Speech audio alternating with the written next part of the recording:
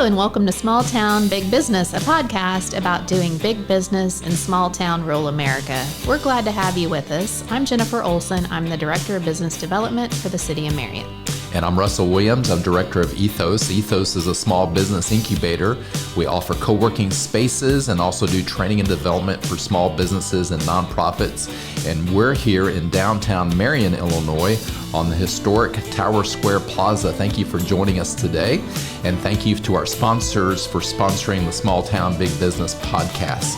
So a shout out to Arcadia Wealth Group, Black Diamond Harley Davidson and RV, Fowler Heating and Cooling, the Swinford Media Group, Watermark Auto Group Foundation, Banterra Bank, and also Southern Illinois Now. You can find Small Town Big Business on your favorite podcast app, whether it's Podbean, Apple, wherever you like to listen, we are there. Just make sure that you hit subscribe so you don't miss an episode. And if you like a particular episode, please share it with a friend.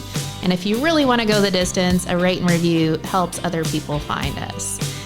And speaking of finding us, you can also find us on YouTube if you want the video version. And I think that is all of our intro.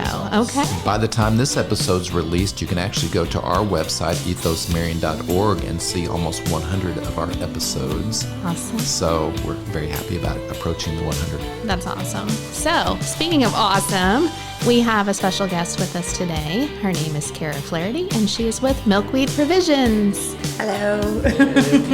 Studio audience. Studio audience. Yay!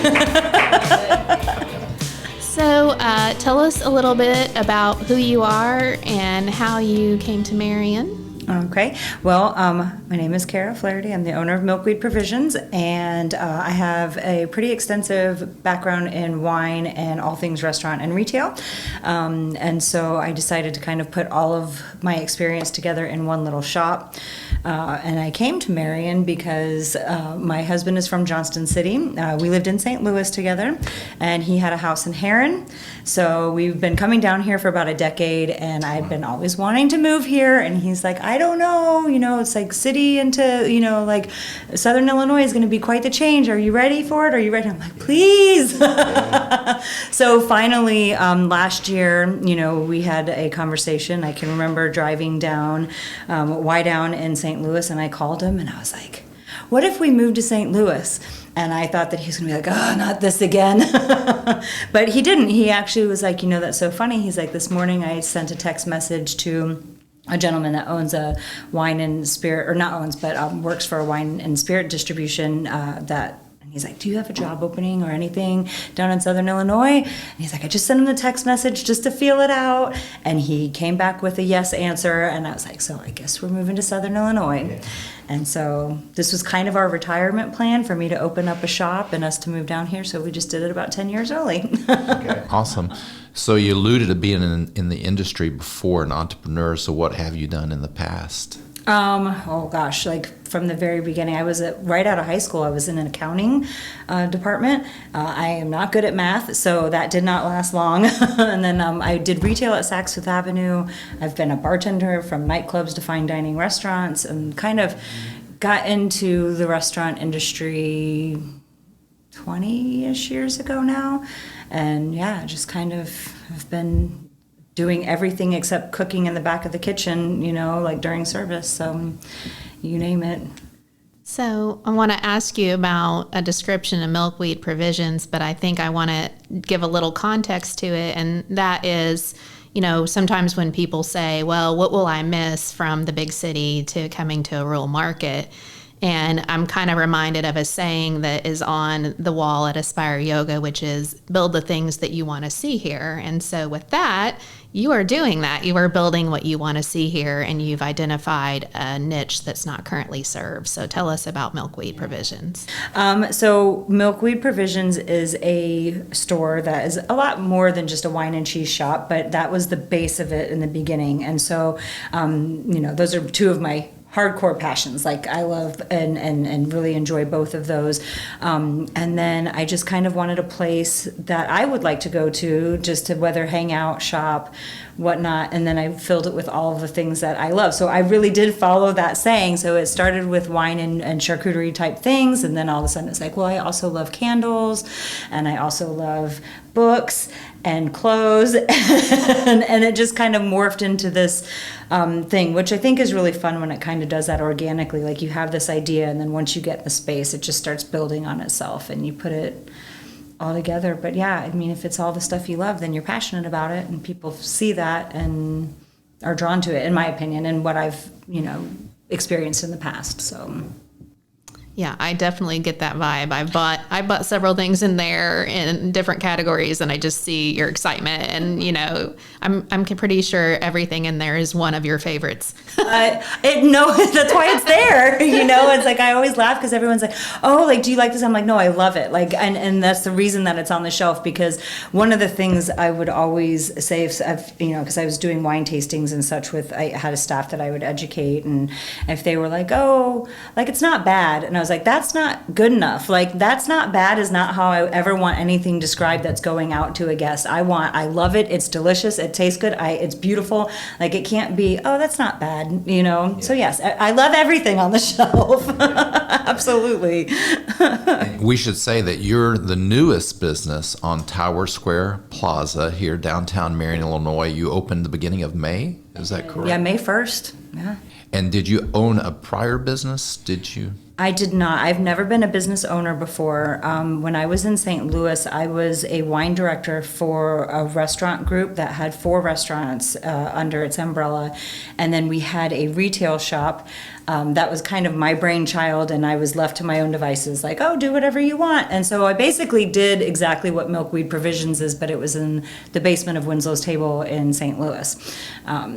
Which is where I learned location, because in a basement, out of sight, out of mind, in the middle of, the happening has definitely been just a game changer. So a lot of people are seeking locations on Tower Square Plaza or now blocks from downtown. How did you find yours? How did that happen? This is Jennifer was here for the beginning of this story for sure. I had been walking around when I was down here one weekend, and I, went to Granny Puckett's because I used to go to their shop in Heron because it was right down the street from my house. And I saw the foundation room, and I was just like, what is this place?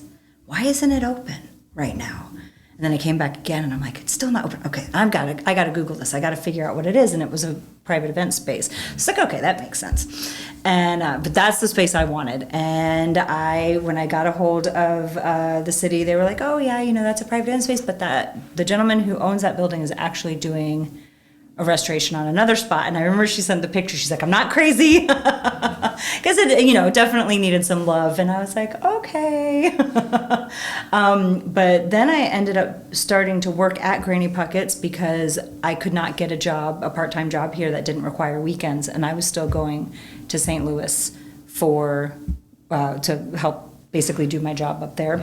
And so I saw that they were hiring. I was like, okay, I'm just going to try. And they were like, yeah, you can totally come and not work weekends. I'm like, yay! And that kind of like alluded to me meeting Jeff and him showing me that building across the street and kind of what his vision was about it. And then one day he called me up like a couple months later and was like, would your business work in the foundation room? And I almost started crying. I was just like, this is what I wanted. So yeah, I guess, that gut instinct, I saw it and I was like, felt something and, just kind of let time take its course. Well, and it's so funny because we have an interesting story about how we actually met face to face, because we had only been corresponding by email, maybe text, but definitely email. And, I was throwing out ideas about different spaces and whatever. Well, a group of girls, we decided to go over to Faye. They had kind of the Switchy women's event.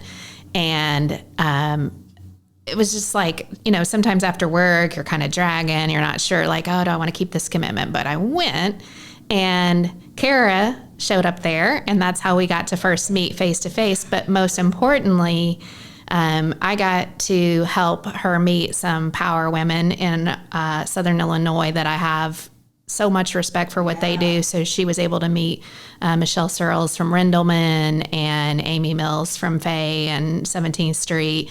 And so starting, I think, to build a network of people who do the same thing, which is bringing what's missing to our market, I think is just cool. And then to kind of come full circle, and when Kara's getting her place open, seeing them comment their words of support. And I mean, they have an audience in themselves. So I don't know, for me, even though I work for the City of Marion, I'm a regionalist at heart, and I feel like we are stronger and better together, and there is enough abundance for all. But something about the opening of Milkweed just really reminded me what a small world it is. So, yeah, because you didn't want to go, or you were maybe feeling like you weren't going to go. I was scared. I have like this habit of booking tickets to do things by myself in the hopes that I will do it. You change your mind. And then I chicken out at the last minute. I have lost so much money doing that. And that was one of the nights. And I was just like, it's dark. I don't know anybody. There's deer on the road. Like, I was so scared. And my husband's like, go, you've got to go. And I was like, okay. And I walked in and I didn't know anybody. I was like, oh my gosh, I'm going to walk right back out. And then Michelle was at the front, and she's like, so sweet. And we just started talking, and she said, come sit with us. Do you know Jennifer Olson? I was like, Yeah. no, but yes. So it was beautiful. It was just really wonderful. Yeah. That's awesome. Yeah. Well, we met on the first day. I walked in the store the first day that you opened, and I recognized the store. So my wife is not from here. She is from Mexico City, Mexico, 24 million people. And she came here, population 17,500. So we're always going other places because she wants to see cities in the United States. So we'll go to Evansville. You mentioned Evansville earlier, Paducah, St. Louis, Louisville, Atlanta, and she'll find these shops that you don't find in Marion, Illinois. And so when I walked into your store, I was like, oh, this is it. This is it. Wine, cheese, specialty gift items. And she's always said, how come this doesn't exist in our hometown? And so thank you. You're welcome. Yeah.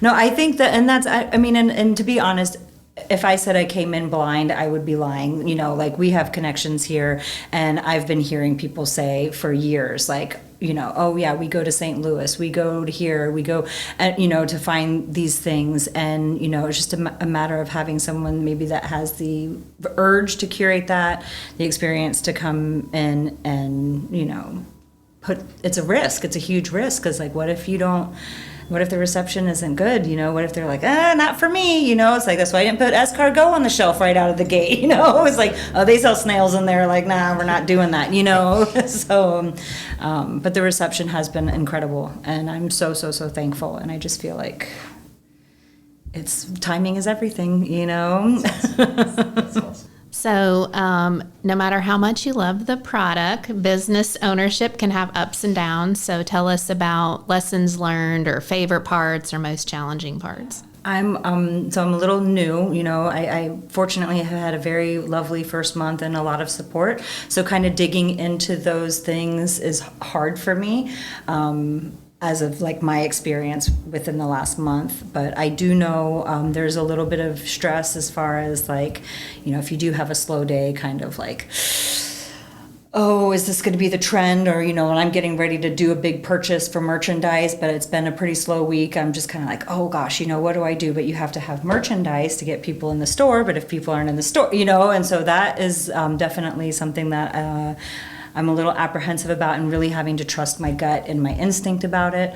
You know, finding ways. I don't want to be too, like, changing things up too much in the very beginning, because then I don't have a stable message, and people don't know what they're coming for if it's constantly like trying to throw a bunch of stuff up against the wall to see what sticks. So I'm trying to just, you know, stay stable, you know, not like take one day as a, oh my gosh, this is how it is now type of thing, which is hard. Do you have already some business values or a culture that you are wanting to base your business on, you know? Yeah. Well, so it's just me right now, which I mean, I kind of enjoy. I've had, 4 restaurants of employees for a very long time, so just kind of like relying on myself is kind of nice. But my culture for myself right now, I just, keeping that work ethic, I think one of the first week, and I had a slow day, and I was just kind of like, okay, well, what do I do? And I was just like, if you got time to lean, you got time to clean. And so I'm like sitting there sweeping the floors and kind of doing all of that stuff. And then I was like, oh, wait a second. If I want to come in and read a book, I can, and nobody's going to say anything to me about that. But then I was like, oh, I don't want to get like that, because that's going to lead to me just like watching movies and like not using my time wisely. So definitely kind of keeping that dedication and, that, but in just kind of like keeping the ball rolling, keeping going, always moving, not like sitting around and not using the time wisely. But as far as like a culture when people come into the shop, some of the things, and I've always dealt with this with wine culture in general, is there's a, what do you call this, like a pompous behavior behind it, or people are like, oh yeah, wine snobs and things like that, and kind of always trying to break that down and just like, no, there's nothing to be snobby about. Come in, ask me any question you want. Like, this is a friendly, safe environment, and just kind of taking the mystification and the snobbery out of it and just making it a comfortable place, like that Southern Illinois hospitality while introducing new things. So I guess that would be the culture as a whole that I would instill from top to bottom. I know we're just settling into the last days of the first month, but have you found anybody locally to collaborate with as far as other businesses, or are there people who inspire you that are doing business in Southern Illinois? Yeah, I actually do. We had a collaboration on June 8th with a lovely lady that I met who is an artist. Bits and Pieces is her website, and she does amazing collage work. And it's not, you think collage and it's just like, oh, you're cutting out pieces. No, this is insanely detailed and absolutely beautiful. So we're going to be doing a collaboration where she comes in and teaches you how to do collage like that, and then you can of course order a glass of wine or a little meat and cheese plate. So that's the first one. And then I have, I'm always, if you have a class you want to teach, bouquets, anything, like I'm always for it. I want to, little pop-ups, if someone wants to come in on a Saturday and have like a little table, 100%. So the doors are always open for that. And we're just starting to get stuff scheduled on the books. But I love the idea of like creating something while you're socializing. And so it's not just sitting around and like drinking, which is fun. But if you can do like create a piece of art or learn a new anything, I think that's where it's at. So. And I saw that you're offering your first class. So it's like a wine pairing, I think, type, or educational class. It's an educational class. It will have some wine pairing aspects to it, but it's called Wine 101. It's all about the basics, so people can come in. We're going to taste kind of like the main varietals that you see in wine kind of everywhere, and just learn how to taste wine. I have these really cool, Wine Folly has this really amazing book that has all these wheels of flavor profiles, and it's like people don't know how to describe wine, it's like, oh, it tastes like wine. Okay, well, yes, it does, but there's also many other flavors. So you get one of these wheels and you taste the wine, and you kind of look around the wheel to see like, oh yeah, I do taste a little bit of lime, I do taste this. So kind of just like making it fun, and getting into the basics. So I'll teach a couple of those, and then we'll go regional. We can even get very specific into some food pairing science and stuff like that. But I'm a little envious because I also teach classes and masterminds, and I saw your posting on social media that you were announcing this, spots for 12 or 15, whatever that number was. The next day I saw you had sold out. You had no more spots. I'm a little jealous. Yeah, I'm sorry. Yeah. And I actually oversold by 6 seats too. And I was like, I could really go up to 24, but I'm not going to do that my first class because I want it to be a good experience. But people awesome. Love to learn about alcohol. It's like one thing if I ever learned that, like all these cocktail classes and stuff, like events, like people want experiences, and if you throw a little wine and cheese and stuff in there, it definitely makes it fun. And price point too. Price point is everything. If it's approachable and affordable, people jump at it really quickly. So. I think too, though, people are wanting experience, I think, over stuff. And I mean, some stuff can be part of the experience, but I think COVID has kind of taught us to slow down, enjoy things more, even bringing knowledge and experience back home so you can share it with friends when you have people over for cocktails or dinner party goes a long way. And I think there's a lot of value on that. My next question is, what would you tell your younger self looking back on your adventures in hospitality? I think about this question a lot in so many aspects of life. And I think one of the first things I would tell my younger self is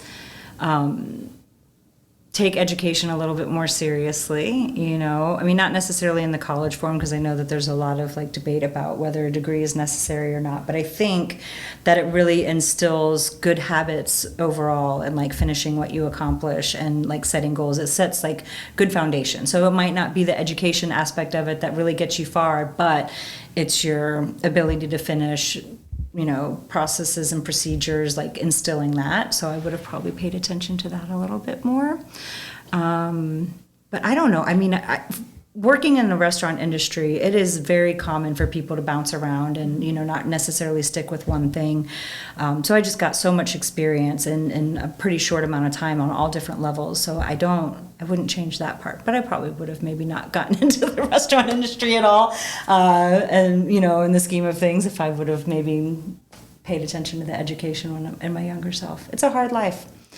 No lie. Like, it's hard. That's why I'm like retired at 45, like sitting in a retail shop.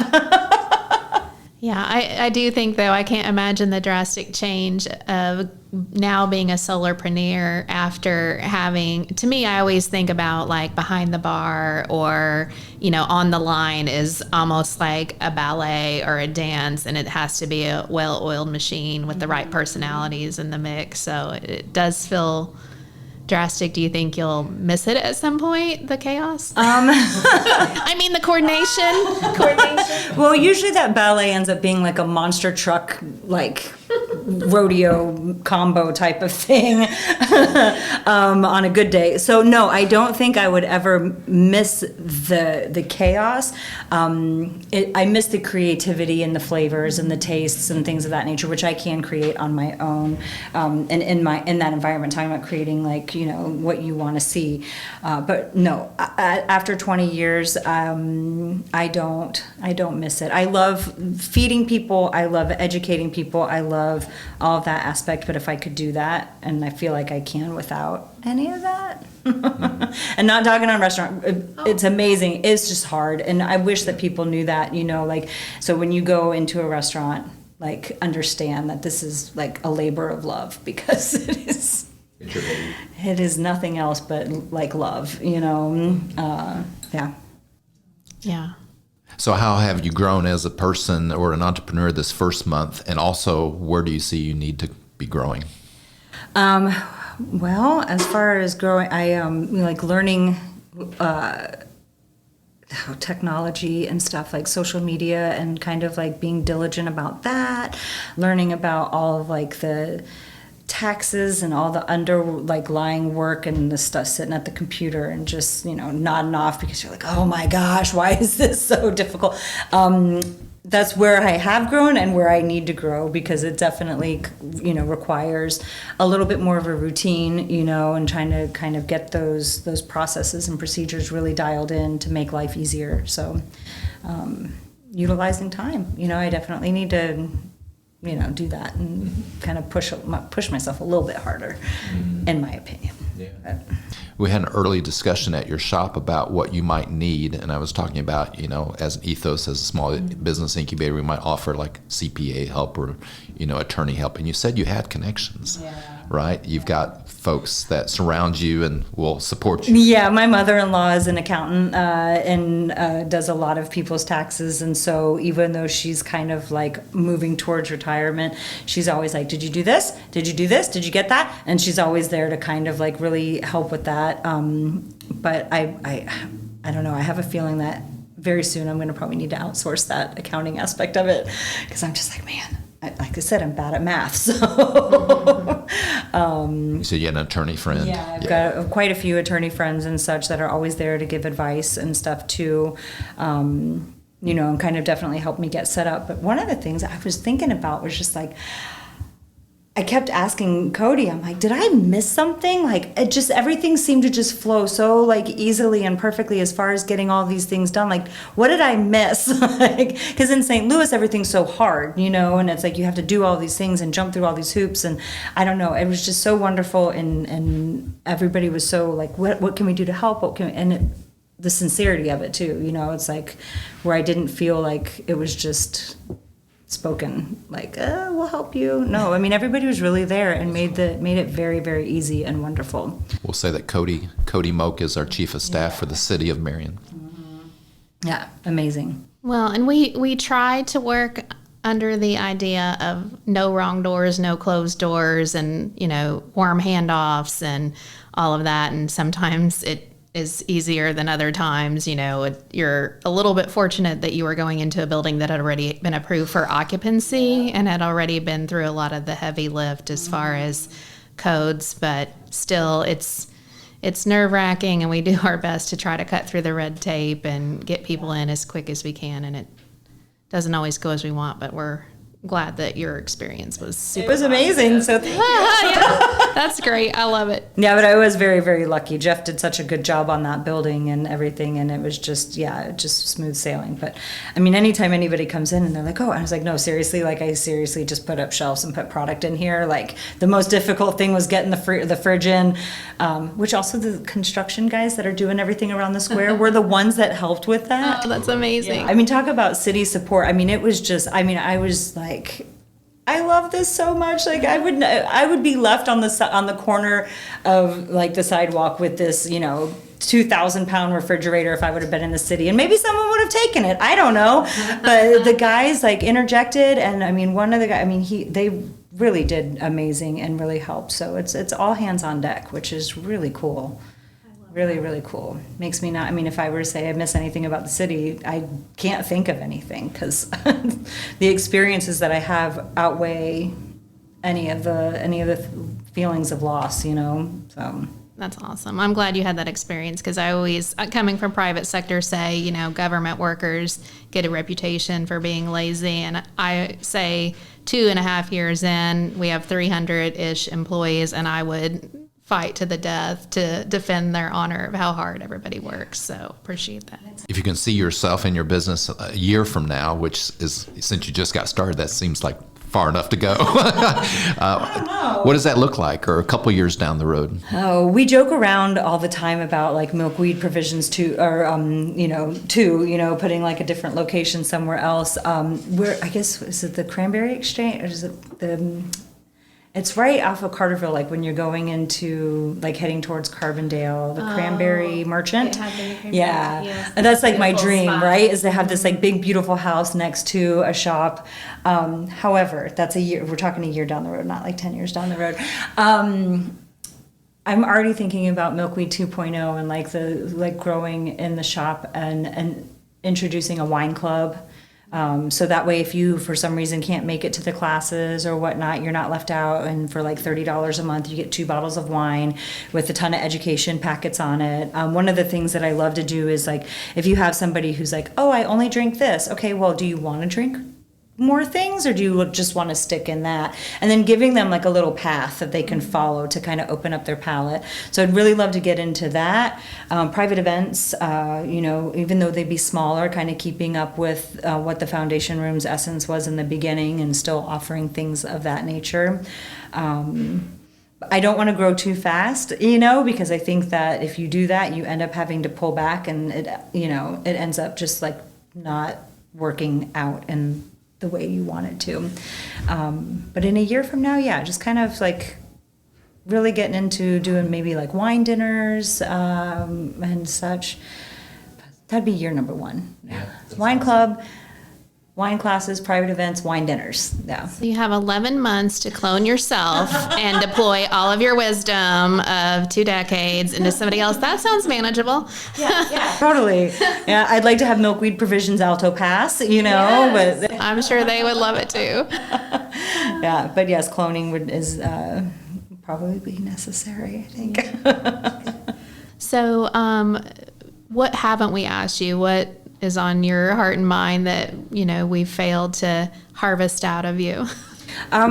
Honestly, I kind of like addressing the elephant in the room is the construction that's going on and how that affects all the small businesses and how to encourage people to still, like getting the word out that there are so many parking spots everywhere around and, still supporting us. So we're here when it's beautiful, it's really huge.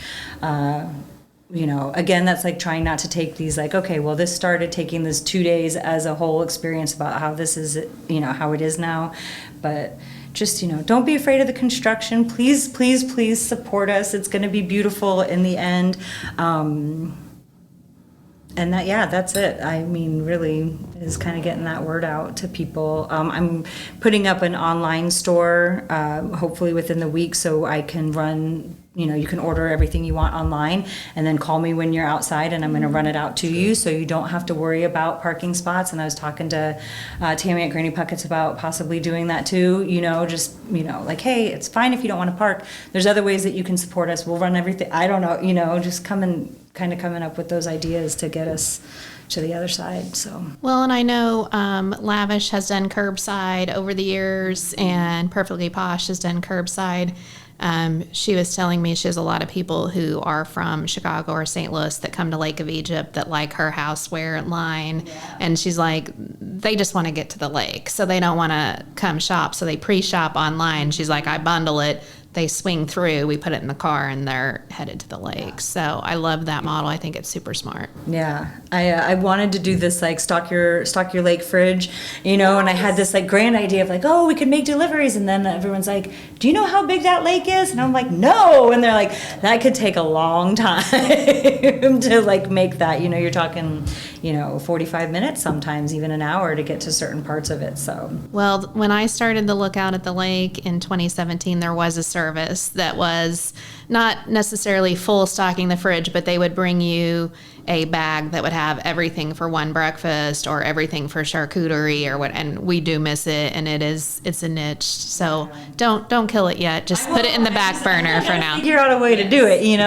That's what it is about. Is like hardcore, like, how is it sustainable? How is this something that I can do long term without burning myself out, or having to retract and not offer that? Because I've seen that happen so many times with businesses where they get too big for their britches, and then all of a sudden you're pulling back and they're like, oh, but I really liked that and now I can't have it, and like, so. Makes sense. Consistency is important, and you don't want to let people down. Yeah, 100%. So how do we find Milkweed Provisions online? So right now it's Facebook and Instagram as far as, kind of seeing what is like available, any new products. And it will be milkweed-provisions.square site, I believe, but I will always have a link up anytime I put a post on, so people get used to seeing that. And then I've got a nice little email list started too, so I'm going to start doing like newsletters and such to kind of give a rundown of what's going on for the month and options and things of that nature. So like I said, technology is not my forte, so it has been a learning experience. Yeah. Do you want to mention store hours? Sure. It is right now Tuesday through Friday from 10 to 6, and then Saturdays from 10 to 2, with the thoughts of possibly staying open a little later on Friday nights for what we'll call wine bar nights. So that will hopefully be in the next week or two as well. That's awesome. So up on Tower Square Plaza proper, kind of between Tower Square Pizza and Granny Puckett's. Excellent. So we have one more question. Why do you do what you do? What's your purpose for this? I love educating people on all of the things that, it's like, just kind of, like I said, kind of demystifying it. And, I think you can experience so much of the world through your palate, and it's like, so if you say, like, I can't afford to go to Italy, but if I had a way where I could have a bottle of wine and a little dinner or something of that nature that would kind of mimic that experience in my own home, that would be so amazing, and so to kind of like open those doors to people, and like, you can see the world through, food and wine, you can bring people together through food and wine and like just have these experiences that have been around since the beginning of time. We've always gathered around food to bring like community and society together. So definitely like I like to continue that even in its modern form, So. Creating opportunities for community and friendship building. Yeah. And culture, experiencing other cultures, even if it is through, food and wine. Love it. That's awesome. So good. Well, thank you so much for interviewing with us. Thank you. Yeah. It's been a pleasure. Since you displaced our Ethos Lunch and Learn program by taking over the foundation room. Yeah, that's the first thing you said to me when I came in. I'm not quite as upset about it now that we've interviewed you. I'm very happy for you. We might have to do a leadership and wine event. Oh my gosh, that would be amazing. That would be so much fun. Yeah, I know that's the first thing I said to him. I was like, sorry, I took your spot. It's all for the greater good, because I do think you're going to be a destination that's going to draw people not just from Marion, but from the outside, and we need more of that. Yeah, I just feel like the whole square, like everything that's going on here is eventually going to be that. It's like you go and you get your, bath and beauty supplies, and you have breakfast or lunch at the Vault, and you go, catch a show at Little Nashville, you grab a beer at the brewery, I don't know, just like all these things. It just seems like you just catch a show. I mean, how can it not? And in the meantime, take advantage of those over 600 free parking spaces within 2 blocks of the clock. There's my plug. Yeah. I love it. Well, thank you, and thank you for making this episode a fun one. Appreciate it very much. Yeah. And we want to thank you for joining us on our episodes of Small Town Big Business. As I said, we're about to approach our 100th episode, so look for that announcement.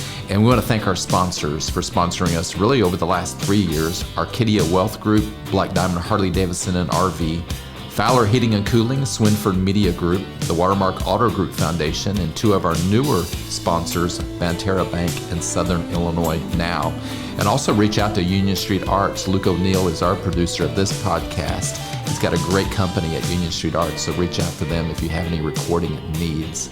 And so if you want to know more about Ethos, the small business incubator, the courses and classes and mentorship that we teach here at Ethos, you can reach out to ethosmarion.org and find all about us. And thank you so much for finding us. Please stay with us. I encourage you to go back and listen to prior episodes. There's some very good gems there and some great backstory to where we are today. You can find us on your favorite podcast app. We appreciate a share, a rate, a review. All of those things help us grow our audience. We really appreciate you being with us today. If you want to learn more about doing business specifically in the City of Marion, I'm your person, Jennifer Olson, Director of Business Development. You can find me on Tower Square Plaza at New City Hall. At some point, I guess I have to stop saying new, but at City Hall. And you can find my contact information on LinkedIn. Thanks so much.